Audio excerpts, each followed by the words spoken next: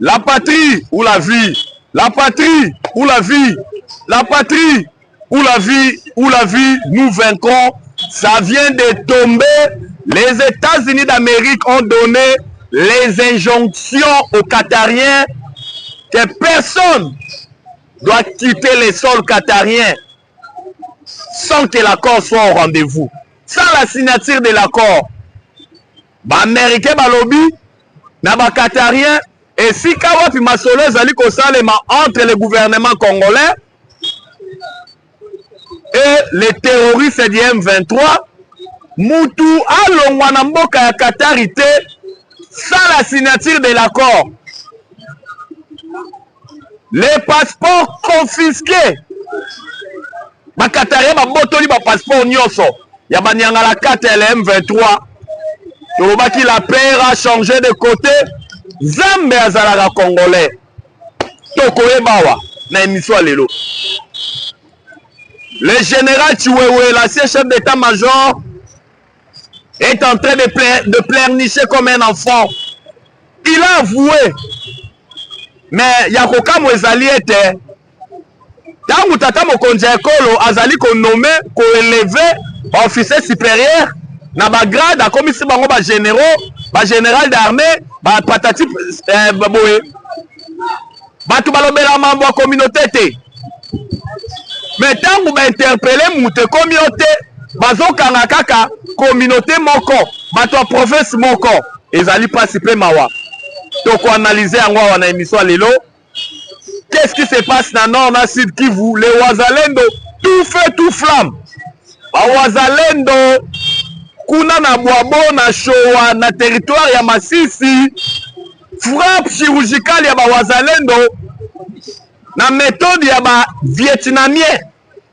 Ba Wazalendo mikolo ba rumo obunda lokwa ba Vietnamien. Na ba gris-gris. Plusieurs pertes en vies humaines enregistré par les militaires rwandais na ba supplétif na bango to bengi le M23 kuna na territoire ya Masisi kuna na Boabo to ebisaki bango ba rosidisa yango. La paix a changé de côté. La diplomatie agissante ya Tata Mokonzi Ekolo Fachi Beton. Dans quelques jours Tata Mokonzi Ekolo Fachi Beton konyata makolo na mboka États-Unis d'Amérique pour la signature de l'accord de paix entre lui et le sanguinaire Paul Kagame sous la médiation américaine, et puis viendra la signature de partenariat stratégique. Il y a vente minéraux stratégique na Mikolo Ezali Koya. Sans plus tarder, c'est votre humble serviteur Nakombo Jonas Ngandou, surnommé Charles Onana. Toujours na ba chaîne abiso ya Bomesano. Le Congo, c'est le pays de nos aïeux. Le Congo, c'est notre dénominateur commun. Tobotama ba Congolais, Tokokufa ba Congolais. Bonjour, bonsoir. Cela dépend de l'heure à laquelle vous allez pour l'émission. Nous sommes pour la Lelo. Oyo Tokolobela Makambo Ebele. Pour Namboka Nabiso. Doha. Tobengi ville ya Doha 3 fois esika wapi masolo ezali koleka entre le gouvernement congolais et les terroristes du M23. Le président américain Donald Trump a donné les injonctions apesi mitindo na ba Qatarien alobi nini ata mutu moko te abima na Qatar délégation ya gouvernement mutu abima te mais beaucoup plus. Atalisi Manduki na Donald Trump. Et pas il y a délégation rwandaise. Na ba supplétif na bango to bengi ba terroriste le M23. Alobi nini?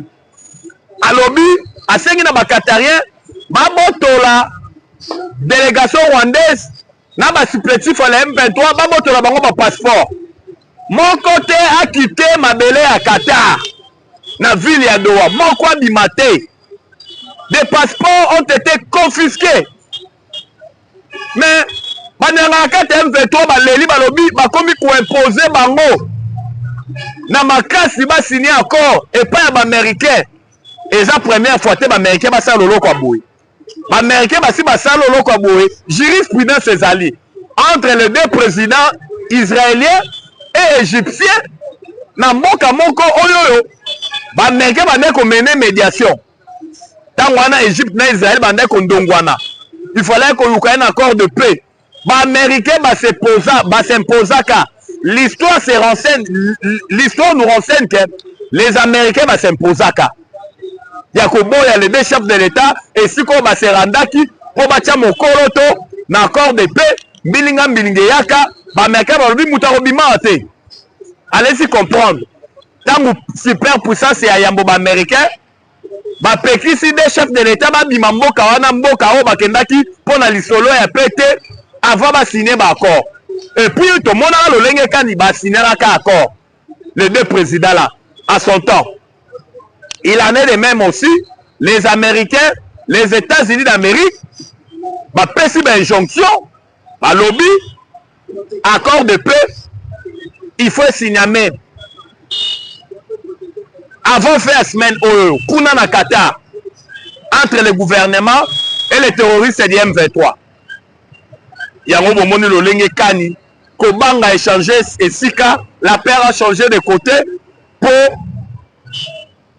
Olo na olo eza na tangu na yango toza na ngonga ya kolseka toza na ngonga ya kolia ngonga ya kolela pesa laka oloko na oloko eza na ngonga na yango preuve aneke mokili o nzamba salela biso toza na mbutu toza pe na moi cela prouve à suffisance que oloko tout eza na ngonga na yango 30 ans de guerre c'est fini plus de 10 millions de morts c'est fini plus de 500 000 femmes violées c'est fini.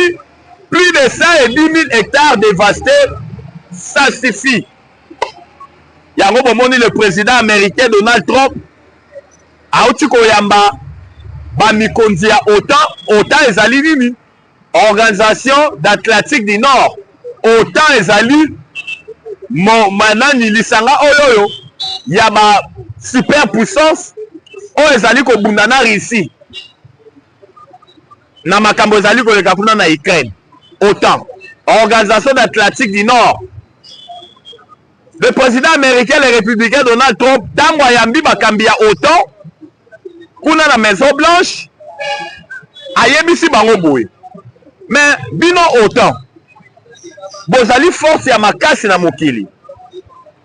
OTAN est botami après Deuxième Guerre mondiale. Mais OTAN, botikala jamais qu'on règle le problème ya Congo na Rwanda. Oyo esali 3 décennies, 30 ans. Ba Congolais ba koufi 7 millions, wana baloba Donald Trump. Ba violé, ba fina bango na façon mo bokoza na idete. Rwanda zolongwa ba Rwanda bazolongwa na Rwanda na ba machette bazolo kokata ba Congolais. Bino otabo sala oloko te pona kosilisa bitumba ya Congo na Rwanda. Oyo esali 30 ans.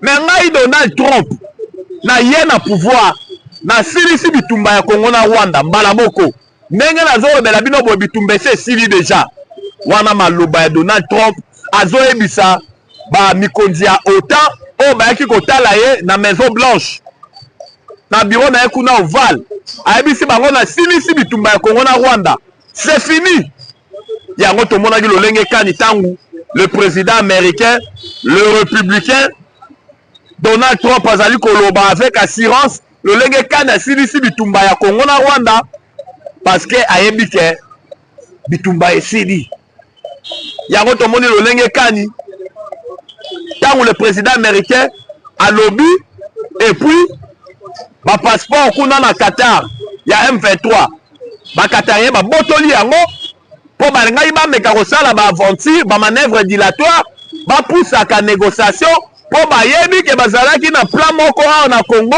ya kotante na bomo ya tata mokonzi ya ekolo na ba officier supérieur bazala zinga na tata mokonzi ya ekolo.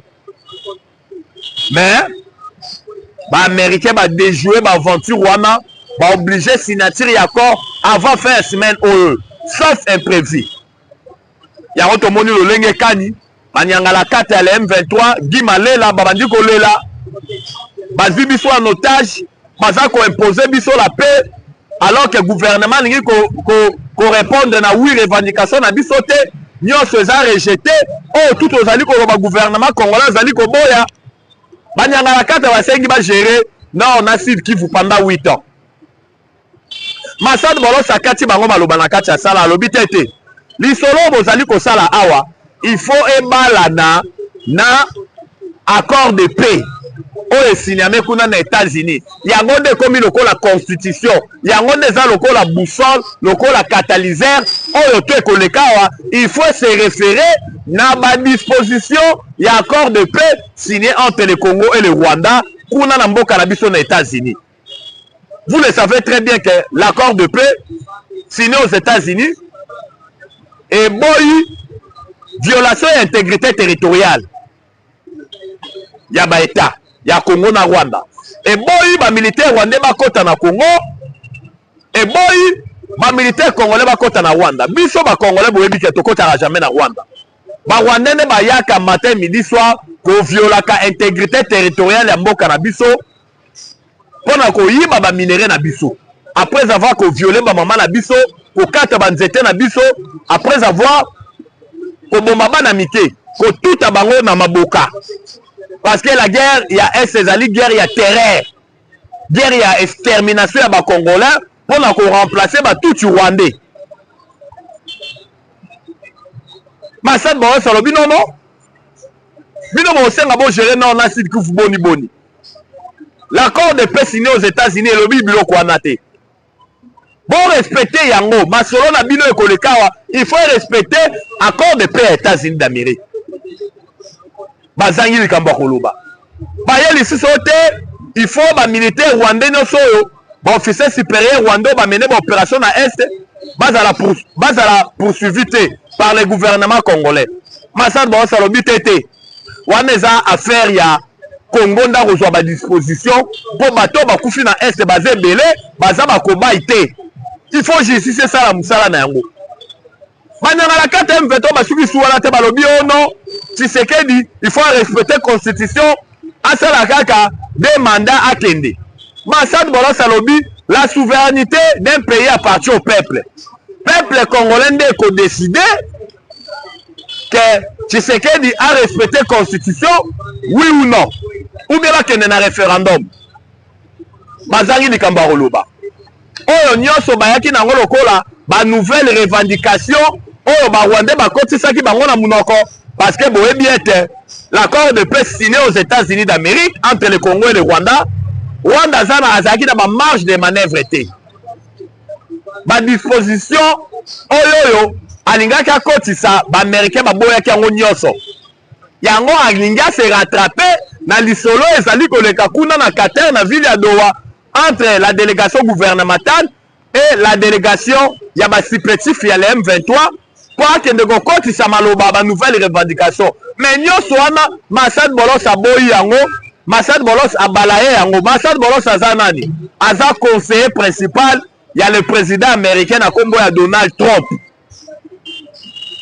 Bala etu yango tomoni lolenge kani bakomi kolela kuna na Qatar bayebi ke son na bango eza déjà scellé nyonso to eza déjà scellé c'est fini pour eux. Pour ne pas s'éterniser na masolo ezali koleka na Qatar oyoyo ba congolais toza balongi na nyonso tokei nanu na likambo oyoyo ya général Chiwewe oyo azalaki ancien chef d'état-major oyo ba service intelligence eyotaki ko interpeller ti lelo bazali koyoka ye ezali pasi pe mawa toyoki bato musu bazali koloba wa pourquoi seulement bazali kokanga ba officier supérieur ya province moko ya communauté moko mais na tuli bato alo bazali koloba biloko wana tangu tata mokonzi ekolo Fachi Beton aelevaka ba officier supérieur na ba grade neti général Chiwewe Fachi azwa si je ne m'abuse azalaki nani général major a commis lieutenant général ti lelo a commis général d'armée Fachi mutamatise ba grade wana mais pourquoi pas bolobaki Fachi ozali ko matisa kaka ba généraux ya communauté moko ba grade na général oya nini ya oyo atalaka makambo ya service national ndenge lelo azomata bagrade bato balobelaka te ntango bazomatisa bagrade ke pourquoi ozomatisa bagrade kaka na bato ya province moko mais ntango kaka nde bainterpele mutu na baville na makanisi ya mabe oyo mutu alingi asala baini ya Congo baleki na batefe koloba ete bazokanga kaka communauté ya province moko bazosala boye bapropos toujours tribaux bapropos toujours excitant à la xénophobie tobenga na tribalisme na mboka na biso parce que ekozongisa mboka na biso nsima bato bazali koya na bapropos tribaux na baetandoike xénophobe topameli bango nzambe amodire bango ezali peza likambo ya mabe oyo ifo totelemela yango le général Chiwewe d'après les informations de notre possession il a avoué il y avait un complot visant l'actuel chef de l'État. Il fallait qu'on battre, il fallait qu'on tente l'intégrité physique naïe. Plan ne fallait que ça le 8 au 9 juillet pour que Tata Mokonjeko au Fati Béton a que dans les États-Unis. C'était un plan qui était conçu par les Rwandais. Commandant suprême na bango tobengi le sanguinaire Paul Kagame. Un plan conçu en connivence avec Hippolyte Kanambe alias Joseph Kabila ya ko assassiner Tata Mokonzi Ekolo. Mais ils ont échoué lamentablement pour Nzambe na biso azalaka congolais. J'ai dit ça haut et fort, Dieu congolais. Parce que Congo na biso soki Nzambe te toyebi ndenge ni te mboka na biso nga ezala. Nzambe na biso azalaka congolais yango Nzambe azali ko épargner biso na mabe nyonso tout ezoya po déstabiliser mboka na biso. Yango tomoni lolenge kani Tata Mokonzi Ekolo Fati Béton Bible lobi toute autorité vient de Dieu. Mokonzi na ye utie pankolo po Nzambe nda lobaki ye muta ko diriger Congo. Yango Nzambe azali ko épargner na mabe nyonso. Le général Chiwewe toujours incarcéré dans le service d'intelligence, il est toujours sous audition. Bazali koyoka ye akomi ko avouer ba vérité zali ko bima Nicolas zali koya tokoyoka ya somo. Tokoyoka ya somo. Pour ne pas s'éterniser dans le dossier général Chiwewe oyo ba service d'intelligence ezali ko sala musala toke directement na nord na Sud Kivu. Ni nezali koleka na nord na Sud Kivu. Na nord Kivu précisément na territoire ya Masisi na Luabo na Showa oyo bana mboka ba wazalendo ba matisi puissance de feu. Les wazalendo tout feu tout flamme couvert par l'article 63 de la Constitution où tous les Congolais ont les droits et les devoirs sacrés de défendre le pays en cas d'une menace ou d'une agression extérieure. Les wazalendo tout feu tout flamme au four et au moulin. Na Masisi kuna na Bwabo na Showa ba wazalendo babimisi ba Rwandais mutoki ya Mubesu mbangweri oyo batuti bakimi bayaki basala inquiétude kuna na Showa na Bwabo pona ko attaquer ba position ya avancé ya bana mboka ba wazashu mais ba betami en désordre. Plusieurs pertes infligées na armée rwandaise. Ba wazalendo babundi na bango lokola ba vietnamien. Webi système ba vietnamien, ba congolais de père et de mère. Système ba wazalendo ba adopter mikolo. Ya kotia ba mitambu, kotimola mabulu, kotia ba makonga, oyo nyati boyo koti. Koya ebele, bozo boma ba wazashu bazoya kana na ba gris gris. Mais moi bo bomeza te po bazoya ebele na ba gris gris, ozo beta masasi ba ochaka mai, ba robaka mai, bazo progresser mai. Tama okuta na fara na yo. Sangwa mawa. Sangwa mawa, so za mayele, lokola batuti bazalaka na mangu moko ba militaire touti, vous n'aurez même pas l'idée. Plusieurs pertes infligées na armée rwandaise na Bwabo kuna na territoire ya Masisi et pas ba wazashu ba wazalendo ba patriote bana mboka. Oh ba kufaki en désordre côté ba militaire rwandais bazongisi molimo la bango epai ya Satana na lifelo en désordre. Oh ba kokaki bazoki te kokima mbangweri en désordre. Mbangweri, vous n'aurez même pas l'idée. Toyebisaki bango ba kosidisa yango Zambe na biso azalaka congolais. Donc cela veut dire que ça soit na Sud, na Nord Kivu, la situation elle est sous contrôle des Wazashu, les Wazalendo, bana mboka ba patriote. To monaki lolenge kani na Uvira kuna, banyangala kata ya armée rwandaise, bayaki, batala lolenge kani ya koatake Uvira, kote kuna bakoki kutu te. Parce que lolenge kani, phare de Sazako se déployer, na ba instructeur na biso ya sika oto bengi na kombo ya ba Black Water oyo ezali kokamba me pa Eric Prince Black Water Maya Moindo ba américain ba fandi kuna, il y a plus moyen de bouger, la paix a changé de côté et c'est ba aussi du Sayango. Bref, en grosso modo non Sud Kivu, la situation elle est sous contrôle des Wazashu parce que notre armée aza vigilant, malgré ma provocation à M23, azali ko répondre, azali ko travailler toujours dans le défensif. Parce qu'il y a des pourparlers de Doha. L'accord de paix venait d'être signé entre le Congo et le Rwanda. Notre armée est en train d'observer les cessez-le-feu, mais tout en étant vigilant pour éviter, pour faire face à ma provocation, il y a la carte à l'M23. Na ba RDF pour ne pas s'éterniser na nord na sud Kivu eza sous contrôle ya ba Wazashu ya ba Wazalendo. La diplomatie agissante ya tata mokonzi ekolo Fachi Beton tokomi na niveau nini?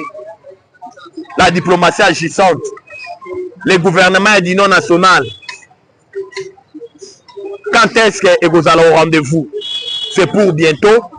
Oh tokosenga la tata mokonzi ekolo bato bazala kata gouvernement d'union nationale o bakobenga baba ministre bazala na passion ya Congo, bazala na ADN patriotique, bamonaka Congo ke ba poche na bango, bamonaka d'abord Congo.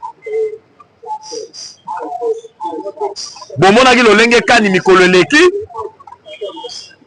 ferme ya Hippolyte Kanambe alias Joseph Kabila na Lubumbashi kuna ezalaki assiégé par des gardes républicaines. Oui, que ba service ya mboka une fois que les informations sont au pakala, il y a déstabilisation, il y a liboso ezalaka nanu, il faut pas descendre sur les lieux, ba kende ko s'imprégner, ba kende ko s'enquérir dans la situation pour ko prévenir mabero elingaki ya.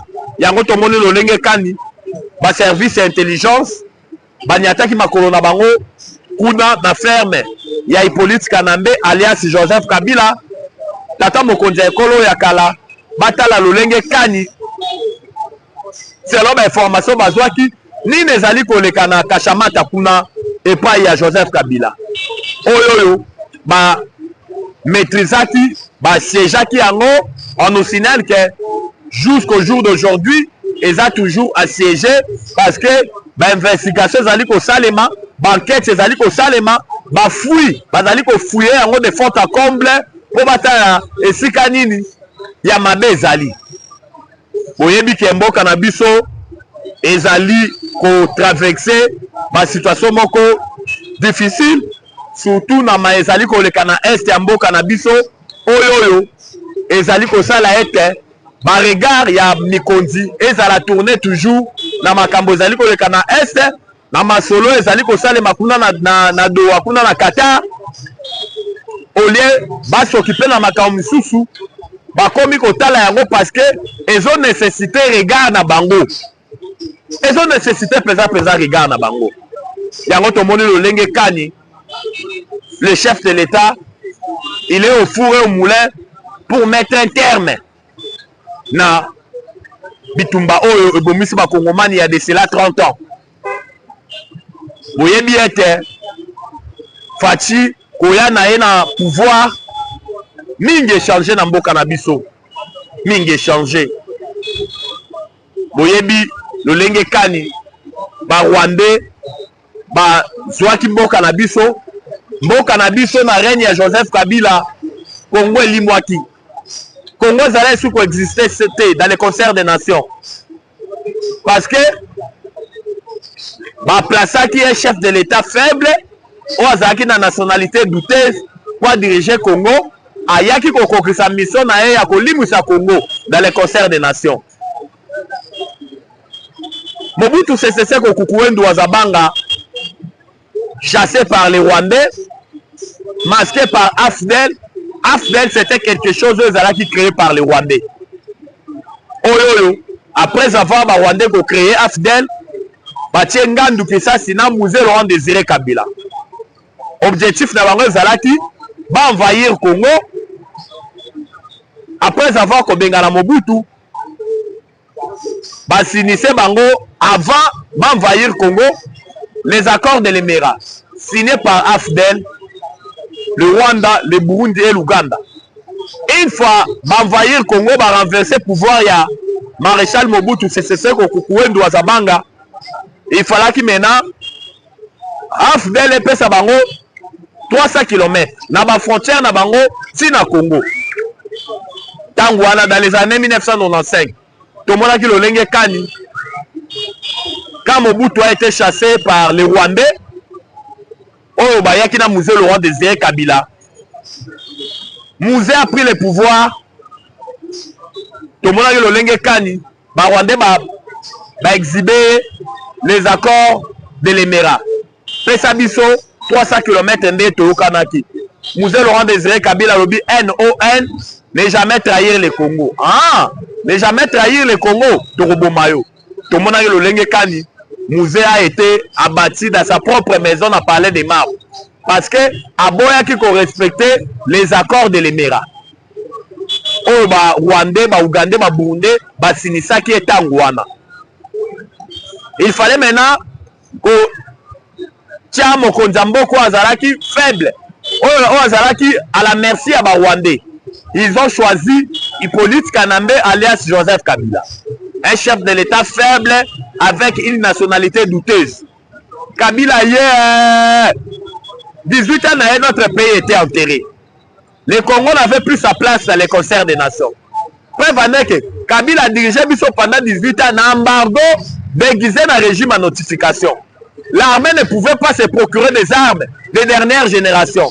C'était une démarche bureaucratique pour se procurer des armes. Kabila Fana pendant 18 ans. Avec un budget, il y avait 4 milliards, y compris les appuis budgétaires. Bref, notre pays était enterré. Kabila est parti, moi, dans la cahier, Faci Béton. Le Congo a repris sa place dans les concerts des nations. Gratuité enseignement de base, en respectant l'article 43, dernier alinéa de la Constitution, qui prône la gratuité de l'enseignement de base. Amon a tombé dans la poule de la mort. Tous les cardinaux ont construit les universités à cause de ma pourcentage au bazar na nini na lolenge kani bekola basango bana na biso bafutaka cher basango tout bazar na pourcentage mais tant on bon voyé a tombé dans la poule de la mort il y a gratuité enseignement oh faut respecter na kaka article 43 dernier alinéa de la Constitution. Moyen mbongo azwa pourcentage na ye oyo bakardinaux nyonso babénéficiaire oyo esala ete batonga bauniversité lokola echaou atonga université azwa mosolo wapi ka ndenge baekola basango bafutisaka bana na biso kelasi cher bakardinaux nyonso bazwaka bapourcentage par école yango permetaka bango batonga bauniversité echaou atonga malula atonga bosengo atonga université ambongo aye na poule ya gratuité de l'enseignement de base pour la Faci Béton.